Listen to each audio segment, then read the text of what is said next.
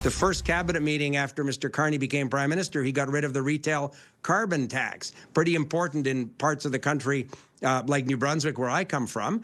I think he's shown a willingness to evolve policies, but we have to let the government be sworn in, and we have to let the prime minister talk to the premiers over the next couple of weeks.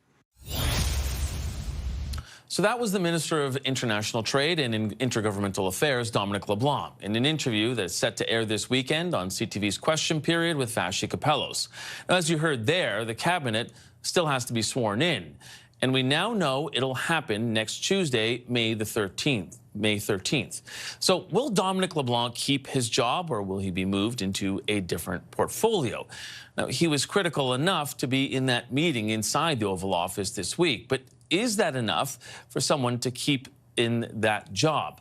1 week ago, Prime Minister Mark Carney committed to a, quote, efficient and focused cabinet, one also with gender parity. So how difficult will that be, and how tricky is the process of making a federal cabinet? Joining me now are two people who have some experience in that. Eddie Goldenberg was Chief of Staff to Prime Minister Jean Chretien. He's now Senior Advisor at Global Public Affairs. And David McLaughlin was the Chief of Staff to Prime Minister Brian Mulroney. Thank you both for being here. I appreciate that. Glad to be here. Pleasure. So, Mr. Goldenberg, take us inside the process. How difficult is it to sit down, look at all the names, and place them in the right chairs? Well, the first thing I'd say is that is a decision made by the Prime Minister and the Prime Minister alone. He may consult a few people, he may not, but it is very much the Prime Minister's decision. I think cabinet for every Prime Minister depends on that Prime Minister's priorities and how that Prime Minister intends to govern. Obviously, there are a couple of things that are useful for everybody. There has to be regional representation, not necessarily from every province, but regional representation. And you want ministers who are going to perform well, you hope, in the House of Commons. But in terms of Mr. Carney, he has said that he is not there for business as usual. He wants to do some big things, and he will form a cabinet in order to do that. His priority, he has two major priorities. One is Canada-US, and you'll see whatever ministers he chooses. I'd say Canada-US and international geopolitics and geoeconomics will focus on that. He also wants to focus on the economy, and not in a business-as-usual way. So he'll put together an economic team that allows him to deliver. And I think what Mr. Carney is going to look for is delivery, not talk. And we'll see how, and he will judge his ministers on their ability to deliver on his priorities. Another one, for example, he's talked a lot about housing. So he's going to have a housing minister who will be expected to deliver. Yeah. And he's going to choose that. Who he consults is entirely up to him, whether he consults widely or with two people or in front of the shaving mirror in the morning. It's entirely up to him. And Mr. McLaughlin, I think it's interesting because to try and convince some candidates to run, sometimes you tell them, hey, look, you know, I believe you're a star candidate. Maybe I'll get you a cabinet position. How key is that in trying to measure who goes in and who doesn't? Well, most prime ministers are or leaders of parties going in are very careful about, you know, overtly promising a cabinet position because it gets out. Yeah. You know, it's hard to keep any secrets in official Ottawa, and so you know, it taints the dynamics a lot. Ultimately, it is the personal, as Eddie said, it's the personal choice and decision of the Prime Minister. And so there is art, but there is some science to it. Regional representation for sure. You know, and he now has some seats, you know, has a seat in Saskatchewan, has a couple of seats in Alberta, has some seats in Vancouver Island, for example. So these things go into the mix. Quebec delivered big time for the Liberal Party, so he has some more choices there.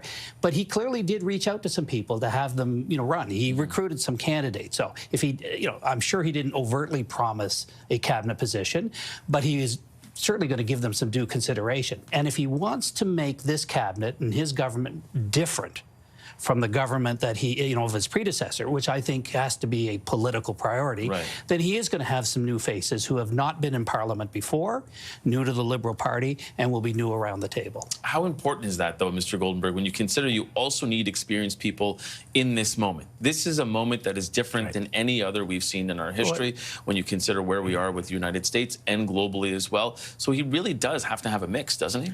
Yes, I'm sure he does have to have a mix. I think it's really important to have a cabinet with some people who've been ministers before, who know how it works, and it's important to have new people.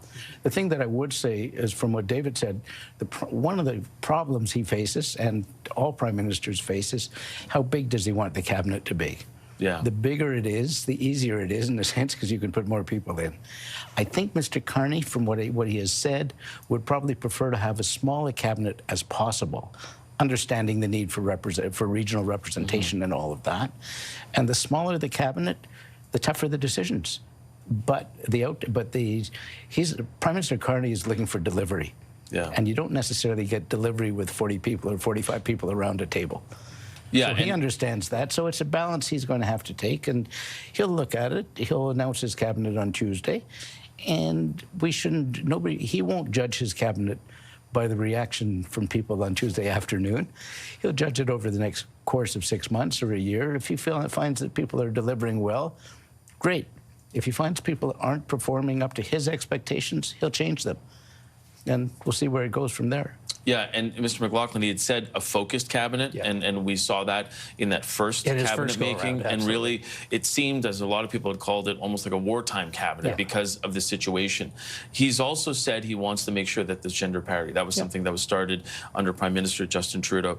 How important is it for a Prime Minister to make sure that his cabinet not only is effective, as Mr. Goldenberg was saying, but also reflects Canada as a population? Well, our first cabinet maker, Sir John A. Macdonald, said, you know, give me better wood or better timber and I'll build you a better cabinet. I mean, you work with what you've got. Yeah. That's the reality. But within that, yes, you set some priorities. So competence, as Eddie's talking about, he has to deliver on what he's talked about. And he is a different kind of Prime Minister from Mr. Trudeau in his, I think, focus on issues and policies and priorities. He's going to come at things a little bit differently. So competence, first of all, but reflective of the country. So that's the regional piece of it. But we have made some strides, if you will, you know, in social terms of having gender equality, gender equity across. And so that is certainly something the Liberal Party, you know, cares about. And so I think he will try to make that happen.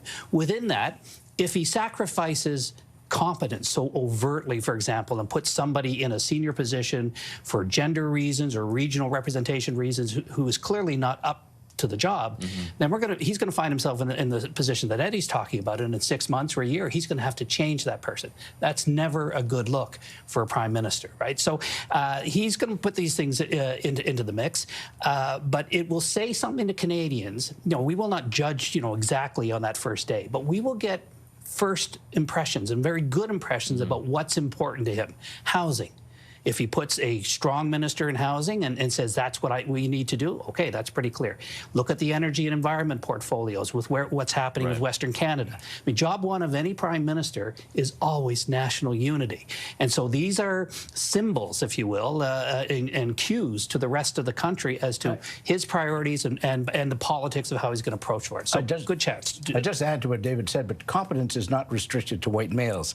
No, for sure. You know, he can have a gender-balanced cabinet with very competent people, male and female. Absolutely. So, I mean, I don't think that is going to be a problem for him. But how short of a leash will he have? To the point that two of you were making, also in terms of what Mr. Carney is like, and I say that very businesslike from what we've seen. Even that first cabinet meeting, cameras were allowed in. It looked very much like a CEO sitting around a table with his board. How, not to say how hard will he be, but I'll come back to that question. How much of a leash do these cabinet ministers have to make sure that they're delivering at the pace that he wants them to? I think he will expect delivery. He will also expect ministers to be ministers. Most areas of government, he won't focus on. He'll focus on, laser-like, on a few priorities, on Canada-US, on the international economic situation. He's going to focus on the economy, and he's going to let his ministers be ministers. And he will judge them on their ability to deliver. He's not going to tell them, you know, every day. He's not going to call them in every day and say, this is what I expect from you tomorrow. Right. He's going to tell them what he expects from them when he appoints them, and then he's going to let them do their job. Because they should be competent enough. And that's what a good CEO does. Yeah. Yeah, I think it's a good question, Mike, and I'd be watching for what Eddie is talking about, because that's his style of governing. I mean, the style any prime minister brings to governing is also the style of the government writ large. Yeah. And so every cabinet for new government, there's also announced cabinet committee compositions. So one of the things I think we should be looking for is, does Mr. Carney resurrect a policy and priorities committee, a smaller inner cabinet to help direct things and run things, or an operations committee, in order to have that focused, narrow, a line on the key issues. That he's going to have a smaller cabinet for sure than what Mr. Trudeau had. He's already demonstrated some of that. But these will tell us about how he's going to govern. Bigger cabinets, it makes everybody happy for a while, but it is harder to manage. You need an infrastructure underneath it, right, to do so. I just add, Prime Minister Chretien had very few cabinet committees, because he believed that he wanted ministers to spend time doing their job as ministers and not sitting around cabinet committees. That his predecessor had too many. Prime Minister Trudeau the first, he felt, had too many. I think Justin Trudeau had a great number of cabinet committees, which meant that ministers were spending most of their time talking around a cabinet table, often on issues that weren't their own departmental business, and didn't have that much time to work on their own departments. I think Mr. Carney, we'll see what Mr. Carney does. I'm sure he's looked at various options, and I suspect that the type of CEO he was, he's likely to have fewer cabinet committees than more cabinet committees. Last word to you on that. I agree with that, and I would think that we will get a very clear sense about what he wants to do first. What are the kinds of things, that the priorities he's setting for the country with this cabinet? It's going to be a different kind of government from before, but this is really his first new cabinet. I mean, he set it out a little bit beforehand. This is actually where we'll see what he plans to do as Prime Minister. That's right. Bit of a preview about a month ago, and now we get the real show coming up. Okay. Right. Thank you both for being here. David McLaughlin, excuse me, former Chief of Staff to Prime Minister Brian Mulroney, Eddie Goldenberg, former Chief of Staff to Prime Minister Jean Chretien. Real pleasure having you here. Appreciate Pleasure you. for us. Thank you.